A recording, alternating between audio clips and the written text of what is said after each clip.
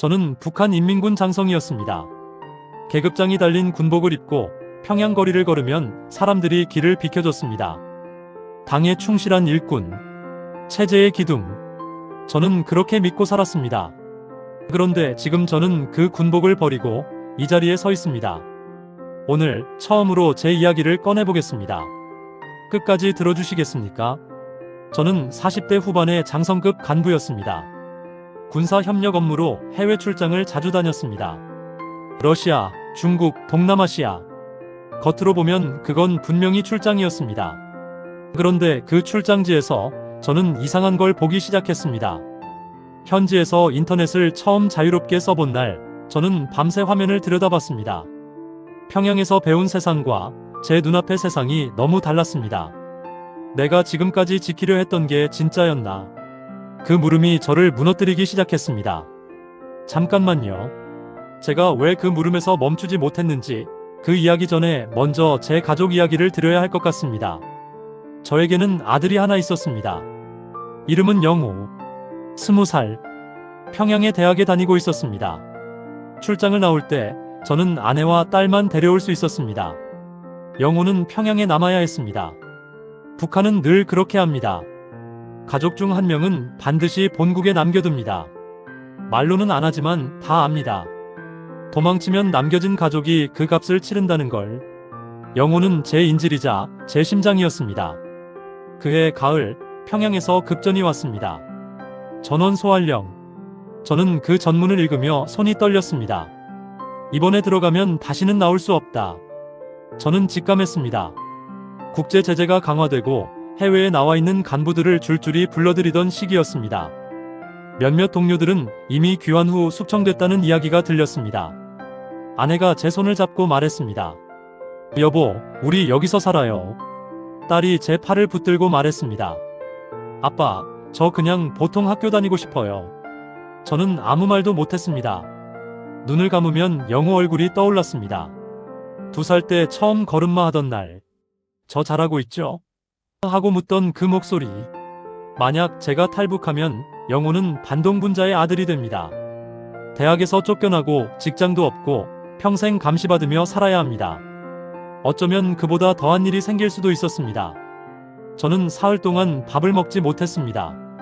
그리고 나흘째 새벽 결심했습니다. 영호야, 아버지가 먼저 길을 만들어 놓을게. 너도 언젠가 이 길을 찾아오너라. 그게 기도였는지 핑계였는지 저는 지금도 모릅니다. 탈출 과정이 얼마나 위험했는지 잠깐만요. 그 전에 먼저 한 가지 말씀드릴게요. 저는 장성급 간부였습니다. 그 말은 감시가 일반 근로자와 차원이 달랐다는 뜻입니다. 저를 따라다니는 보위부 요원이 2명 있었습니다. 24시간 붙어 있었습니다. 숙소도 같은 건물. 외출도 반드시 동행. 현지 사람과 단둘이 있는 것조차 허용되지 않았습니다. 여권은 당연히 제 손에 없었습니다. 그러니 탈출이 얼마나 불가능한 일인지 느껴지시죠? 저는 몇 주 동안 아무것도 움직이지 않았습니다. 의심받으면 모든 게 끝이니까요. 대신 매일 똑같이 행동했습니다. 정해진 시간에 일어나고 정해진 루틴대로 움직이고 보위부 요원들이 저를 지루해할 만큼 반복적으로 살았습니다. 그러던 어느 날 브로커에게서 연락이 왔습니다. 시장 골목에서 잠깐 스친 현지인이 쪽지를 건넸습니다. 준비됐으면 사흘 뒤 새벽 4시. 지금까지 말씀드린 건 제가 왜 탈출을 결심했는지 그리고 그 결심이 얼마나 두렵고 비통한 것이었는지였습니다. 이제 그 탈출의 현장으로 들어가 보겠습니다. D-데이. 새벽 3시 반. 저는 잠든 척 누워서 기다렸습니다. 복도 너머로 보위부 요원의 코 고는 소리가 들렸습니다. 아내에게 눈짓을 했습니다. 딸의 입에 손가락을 댔습니다. 소리내면 안 된다. 우리 셋은 짐도 없이 방을 나왔습니다. 옷 한 벌, 현금 조금. 그게 전부였습니다. 계단을 내려오는데 삐걱 소리가 났습니다. 저는 그 자리에서 굳었습니다. 10초, 20초, 30초. 아무 소리도 들리지 않았습니다. 다시 움직였습니다. 첫 번째 관문은 숙소 후문이었습니다. 잠겨 있어야 할 문이 그날 밤만 열려 있었습니다. 브로커가 손을 써둔 거였습니다.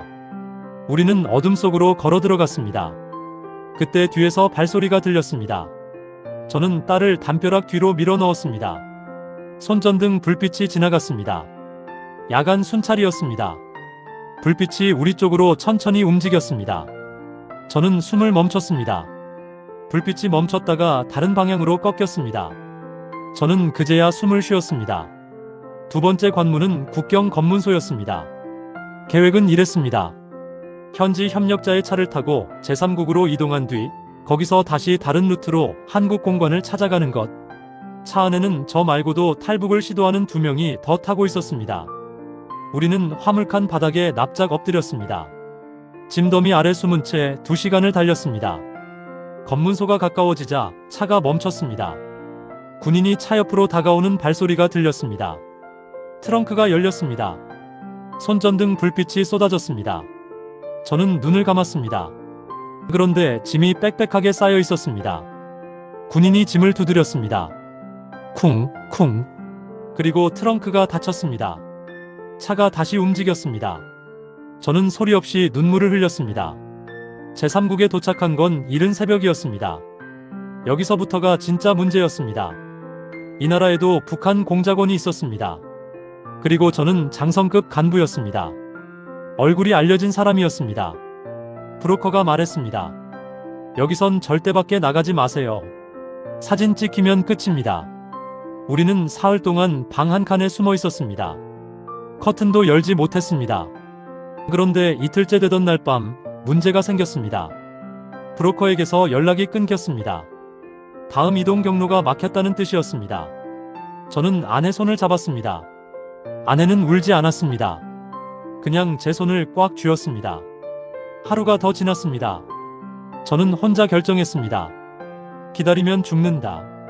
직접 움직여야 한다. 저는 군인 출신이었습니다. 지도 읽는 법을 알았습니다. 현지 지도를 손으로 그리고 대사관 위치를 찾았습니다. 야간에 이동하기로 했습니다. 문제는 딸이었습니다. 딸은 걷다가 발목을 삐었습니다. 저는 딸을 업었습니다. 40대 후반의 제가 딸을 업고 낯선 도시의 밤길을 걸었습니다. 아내가 옆에서 팔을 잡아줬습니다. 2시간을 걸었습니다. 그런데 목적지를 2블록 앞두고 검은 차가 멈췄습니다. 차 안에서 남자 2명이 내렸습니다. 저를 보고 있었습니다. 저는 직감했습니다. 공작원이다. 저는 아내에게 속삭였습니다. 딸 데리고 저쪽 골목으로 뛰어. 아내가 말했습니다. 당신은요? 저는 말했습니다. 괜찮아. 뛰어. 저는 반대 방향으로 걷기 시작했습니다. 남자들이 저를 따라왔습니다. 저는 좁은 골목으로 들어갔습니다. 그리고 전력으로 달렸습니다. 골목을 2번 꺾고 시장 안으로 뛰어들어갔습니다. 새벽 시장이었습니다. 상인들이 짐을 내리고 있었습니다. 저는 그 사이로 숨었습니다. 10분 뒤 아무도 따라오지 않았습니다. 저는 다시 대사관 쪽으로 걸었습니다. 딸은 골목 끝에서 기다리고 있었습니다. 딸이 저를 보고 소리 없이 울었습니다. 저는 딸 머리를 쓰다듬었습니다. 다 왔다. 대사관 문이 보였습니다. 그 앞에서 걸음을 멈췄습니다. 한 걸음만 더 내디디면 저는 돌아갈 수 없는 사람이 됩니다. 영호가 생각났습니다. 이 문을 넘으면 나는 아들을 버린 아버지가 된다. 딸이 제 손을 잡아당겼습니다. 아빠 가요. 저는 발을 뗐습니다. 문을 넘기 직전 저는 혼자 중얼거렸습니다. 영호야. 아버지를 용서하지 마라. 용서받을 자격이 없는 아버지니까. 그 말이 그날 이후 지금까지 매일 밤 제 가슴을 눌러옵니다. 이제 한국에서의 삶 이야기를 드릴 텐데요. 자유를 얻었다고 해서 행복해진 건 아니었습니다. 잠깐 그 이야기 정말 중요하니 끝까지 봐주세요. 한국에 정착한 뒤 저는 많은 것을 얻었습니다. 딸은 한국 학교에 다니게 됐습니다. 아내는 작은 가게를 열었습니다. 저도 일을 찾았습니다. 겉으로 보면 우리는 잘 살고 있습니다.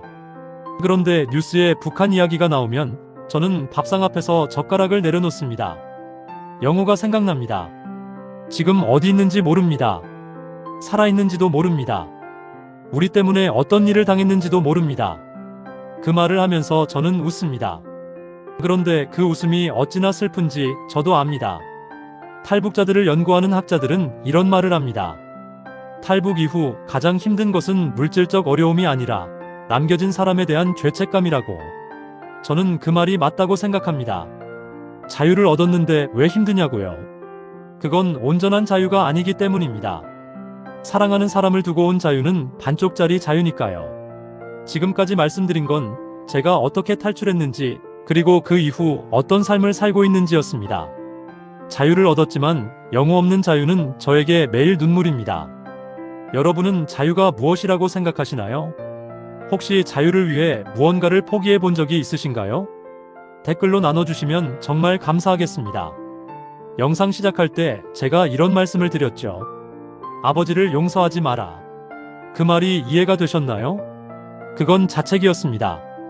스스로를 용서하지 않겠다는 다짐이었습니다. 그런데 저는 이렇게 생각하고 싶습니다. 영호도 언젠가는 알 것입니다. 아버지가 왜 그 선택을 했는지, 그 선택이 얼마나 아팠는지, 그리고 그 선택이 가족을 살리기 위한 마지막 사랑이었다는 것을. 이 이야기는 지금 이 순간에도 누군가가 겪고 있는 현재 진행형 비극입니다. 우리가 이 이야기를 기억해주는 것이 그분들을 위한 가장 작지만 진심 어린 응원이 아닐까요?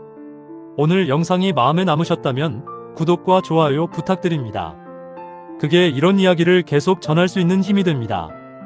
다음 영상에서는 북한에서 도강을 결심한 어머니와 딸의 이야기를 준비했습니다.